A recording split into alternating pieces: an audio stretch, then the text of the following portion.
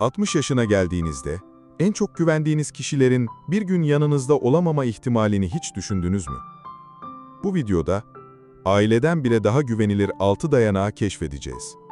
Bunlar, sizi asla yalnız bırakmayacak gerçek temellerdir. Peki siz, bugün hayatınızı hangi temelin üzerine kuruyorsunuz? Çocuklarınıza mı güveniyorsunuz? Yoksa kendi ayaklarınızın üzerinde mi duruyorsunuz? Hiç düşündünüz mü, yarın başınıza bir şey gelse, gerçekten yanınızda kim olacak? Sonuna kadar izleyin. Çünkü duyacaklarınız sizi hem şaşırtacak hem de hayata bakışınızı değiştirecek. 1. Finansal güvence. 60 yaşına gelmiş bir insan için en sağlam dayanak, çoğu zaman bir kişi değil, kendi ekonomik bağımsızlığıdır. Belki kulağa soğuk geliyor ama gerçek bu. Para, mutluluğu satın almaz. Fakat güven, özgürlük ve huzur sağlar. Hele ki yaş ilerledikçe, aileden ya da çocuklardan gelecek desteğe güvenmek, çoğu zaman riskli bir beklentidir. Çünkü herkesin kendi hayat mücadelesi vardır. Bunu en iyi yaşayanlardan biri, Ordu'da yaşayan 72 yaşındaki Fikret Bey'dir. Yıllarca çalışmış, çocuklarını okutmuş, onların ihtiyaçlarına koşmuş, hatta kimi zaman cebindeki son parayı bile evlatlarının önüne koymuştur. Fakat hayat bazen insana hiç beklemediği dersleri verir. Fikret Bey'in ansızın geçirdiği kalp rahatsızlığı hem sağlığını hem de tüm birikimini sarstı. Hastane masrafları, ilaç giderleri, uzun süren tedavi süreçleri derken yıllarca biriktirdiği para göz açıp kapayıncaya kadar eridi. Umutla çocuklarına döndü. Ama onların da kendi dertleri vardı. Birinin ev kredisi vardı. Diğerinin çocuğu üniversiteye gidiyordu. Diğeri ise işsiz kalmıştı. Hepsi babalarını seviyordu ama gerçek şuydu. Ellerinden gelen sınırlıydı. İşte o gün Fikret Bey ekonomik güvencenin, hayata karşı dik durabilmenin adı olduğunu anladı. Çünkü kimse size kötü niyetle sırtını dönmez. Ama herkesin hayatı kendine ağırdır. Buradan çıkarılacak ders açık. 60 yaşından sonra ayakta kalmanın yolu, mali bağımsızlığı korumaktır. Ani sağlık sorunlarına karşı kenarda birikim bulundurmak, emekli maaşınızı harcarken borca girmemek, gereksiz harcamalardan kaçınmak, küçük de olsa yatırımlar yapmak ve parasal işlerinizi planlı yürütmek. Birçok insan, benim çocuklarım bana bakar diye düşünür. Ama unutmayın, onların da hayatı sizin gençliğinizdeki gibi çetin geçiyor. Onlara yük olmamak için kendi güvencenizi kendiniz oluşturmalısınız. Bugün hala fırsatınız var. Yıllarca emek verip kazandığınız tecrübeyi kendi geleceğinizi güvenceye almak için kullanabilirsiniz. Çünkü işin özünde mesele şudur. Ekonomik güvenceniz varsa kimseye muhtaç olmazsınız. 2. Sağlık. Hayatta sahip olabileceğiniz en büyük hazine ne paradır ne de başka insanların size gösterdiği sevgidir. Asıl hazine sağlığınızdır. Çünkü 60 yaşından sonra bedeniniz ya en sadık dostunuz olur ya da en ağır yükünüz. Şunu unutmayın, cebinizde ne kadar para olursa olsun, sağlığınız bozuldu mu, özgürlüğünüz kaybolur. Bunu en çarpıcı şekilde yaşayanlardan biri Ayşe Hanım'dır. Eskişehir'de yaşayan 68 yaşındaki Ayşe Hanım, gençliğinde son derece hareketli biriydi. Çocuklarını büyütürken hiç durmaz, işini gücünü halleder, komşularına bile yardıma koşardı. Ama emeklilik gelince, artık dinlenme zamanı diyerek kendini kanepeye bıraktı. Birkaç yıl içinde küçük ağrılar başladı, sonra merdiven çıkmak zorlaştı, derken torunuyla parka gitmek bile ona yük oldu. Bir gün Ayşe Hanım, aynada kendine baktı ve şunu fark etti. Ben hareketsizlik yüzünden yaşlanıyorum, yıllar yüzünden değil. İşte burada önemli olan nokta şudur. Sağlığınız için gerekeni sizin yerinize kimse yapamaz. Ne evladınız sizin yerinize yürüyüş yapabilir, ne eşiniz sizin yerinize sağlıklı yemek yiyebilir. Kimse sizin adınıza düzenli kontrol yaptırmaz. Sorumluluk yalnızca size aittir. Peki ne yapılmalı? Aslında çok büyük değişikliklere gerek yok. Her gün 20-30 dakikalık yürüyüş bile ömrünüze yıllar katar. Yağlı ağır yiyecekler yerine daha hafif ve doğal gıdalar tercih etmek bedeninizi hafifletir. Doktor kontrollerini ertelememek, Küçük ağrıları hafife almamak ileride büyük sorunları önler. Sabahları yapacağınız birkaç esneme hareketi bile sizi diri tutar. Bir başka örnek de Hüseyin Bey'dir. Konya'da yaşayan 70 yaşındaki Hüseyin Bey yıllarca şoförlük yaptı. Emeklilikte biraz dinleneyim dedi. Ama 2 yıl içinde şeker, tansiyon ve kilo sorunları başladı. Doktoru ona ya hayatını değiştireceksin ya da sürekli ilaçlara mahkum olacaksın dedi. O gün karar verdi. Sabah namazından sonra yürüyüşe çıkmaya başladı. Önce nefesi kesildi ama yılmadı. Kısa sürede enerjisi geri geldi. Artık torunuyla koşup oynayabiliyor. Şunu bilmek gerekir. Sağlığınızı korumak için profesyonel bir sporcu olmanız gerekmez. Küçük ama düzenli adımlar dağ gibi fark yaratır. Bugün attığınız her adım, yarın sizi başkasına muhtaç olmaktan kurtarır. Ve unutmayın, sağlığınız sizin kendi ellerinizde tuttuğunuz en büyük destektir. Çünkü para bitebilir, dostlar uzaklaşabilir ama güçlü bir beden ve diri bir zihin varsa, hayata karşı her zaman bir adım öndesiniz demektir. 3. Sosyal çevre. İnsanın yaşı ilerledikçe fark ettiği en acı gerçeklerden biri, yalnızlığın sessizce hayatına sızmasıdır. Gençken ev kalabalıktır, dostlarla görüşmeler sık olur, iş arkadaşlarıyla sohbetler hiç bitmez. Ama 60'tan sonra işler değişir. Çocuklar kendi düzenini kurar, komşular taşınır, eski dostlar birer birer eksilir. Peki insan böyle bir durumda ne yapmalı? Çoğumuz, çocuklarım bana yeter diye düşünürüz. Ama gerçek şu ki, onların da iş hayatı, çocukları, kendi sorumlulukları vardır. Sizi severler ama her zaman yanınızda olamazlar. İşte bu yüzden sosyal çevreniz, yaşlılıkta ayakta kalmanızı sağlayan en önemli dayanaklardan biridir. İstanbul'da yaşayan 73 yaşındaki Hatice Hanım bunun en güzel örneğidir. Eşi vefat ettikten sonra yalnız kalmış, tüm umudunu 2 oğluna bağlamıştı. Onlar da sık sık arıyor, ara sıra ziyaretine geliyordu. Ama iş güç derken ziyaretler seyrekleşti. Hatice Hanım her gün telefonun çalmasını bekliyor, bazen akşam oluyor ve tek kelime bile konuşmadan günü kapatıyordu. Bir gün kendine sordu, "Benim hayatım sadece telefon beklemekten mi ibaret olacak?" O günden sonra harekete geçti. Mahallesindeki kadınlarla sohbet gruplarına katıldı, hatta bir halk eğitim kursuna giderek örgü öğrenmeye başladı. Birkaç ay içinde yalnızlık yerini sohbetlere, kahkahalara, yeni dostluklara bıraktı. Artık günleri boş değil, dolu dolu geçiyordu. Sosyal çevre sadece eğlence için değildir. Aynı zamanda ruhun ilacıdır. Çünkü bilimsel araştırmalar bile gösteriyor. Yalnızlık, kalp hastalığından daha tehlikeli olabilir. İnsan sosyal bir varlıktır.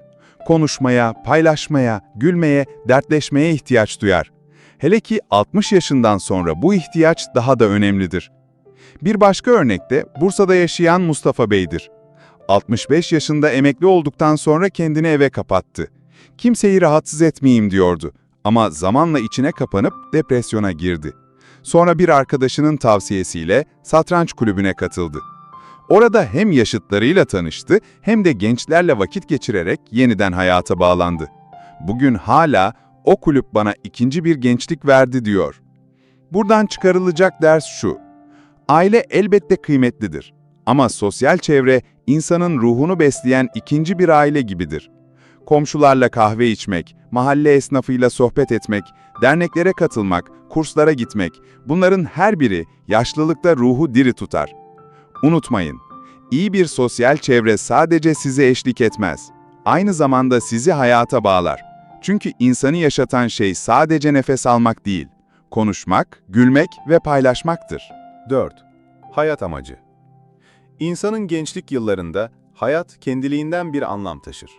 Çalışmak, çocuk büyütmek, ev geçindirmek, sorumlulukları yerine getirmek. Bunların hepsi insanı diri tutar.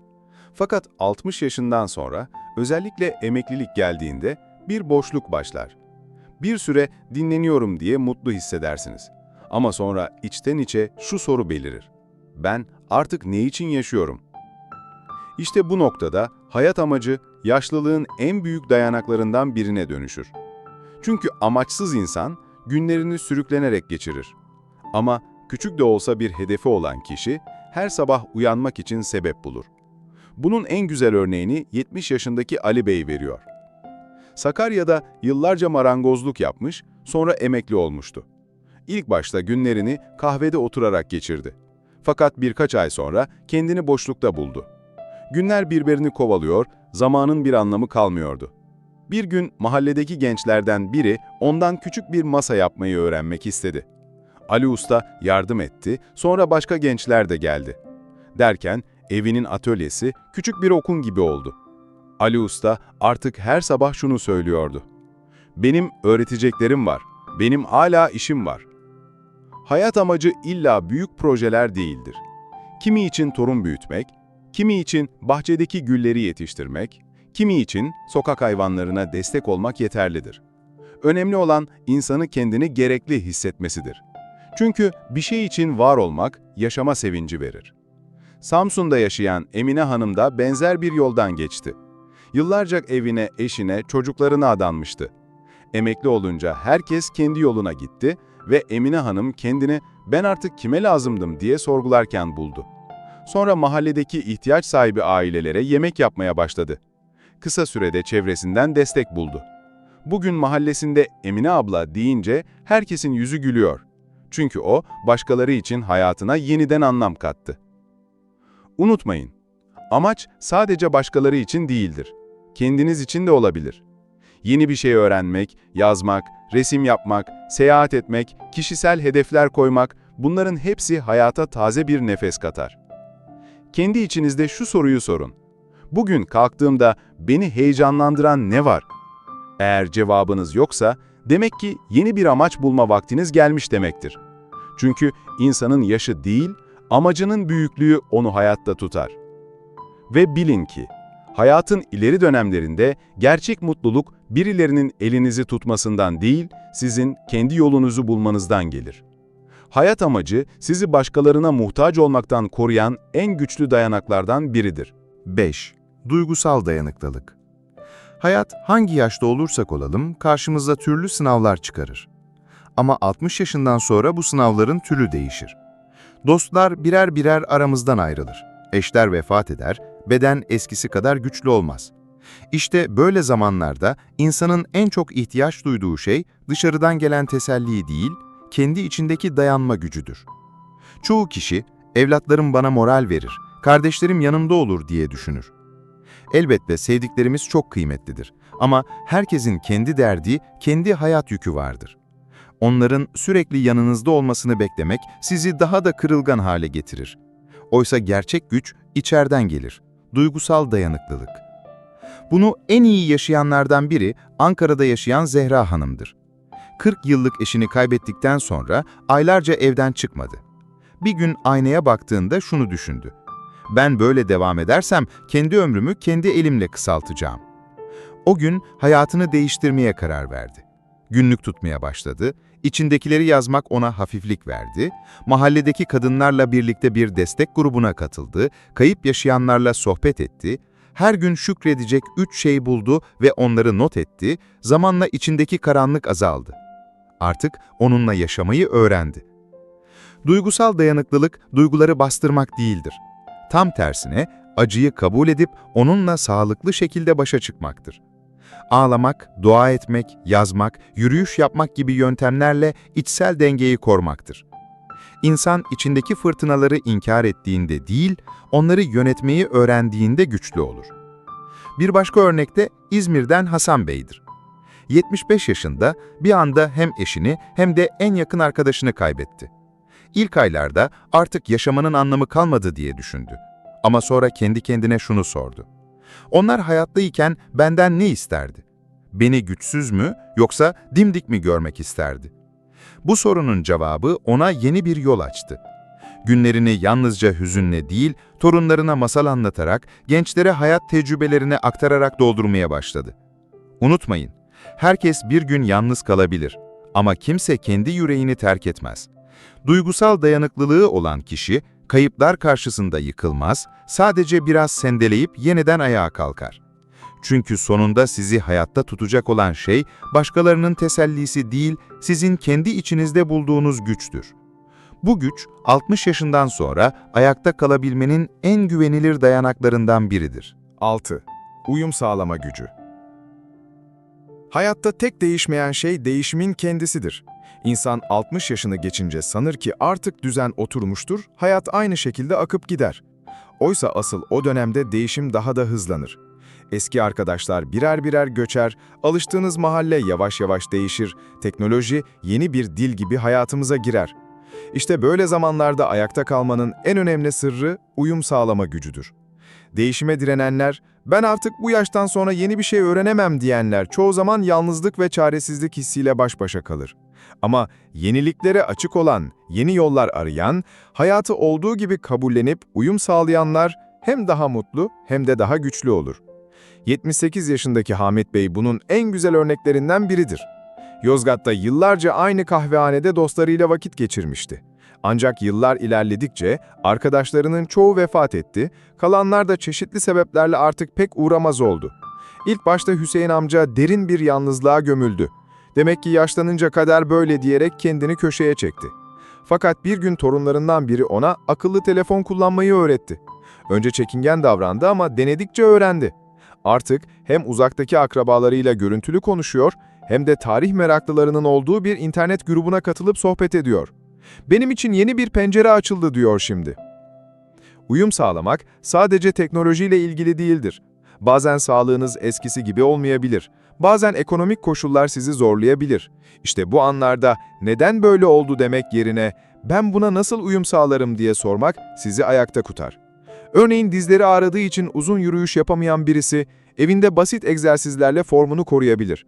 Ya da ekonomik olarak daralan biri daha mütevazı bir yaşam kurarak huzurunu kaybetmeden hayatını sürdürebilir. Şunu unutmayın, hayatta en çok kazanan, en çok direnen değil, en çok uyum sağlayandır.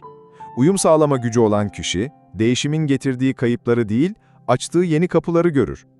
Ve en önemlisi, uyum sağlamak, insanın hayata meydan okumasıdır. Çünkü her dönemin kendine özgü güzelliği vardır. Bunu görebilmek için kalbinizi açık tutmanız yeterlidir. Bir sonraki videoda görüşmek üzere. Hoşça kalın.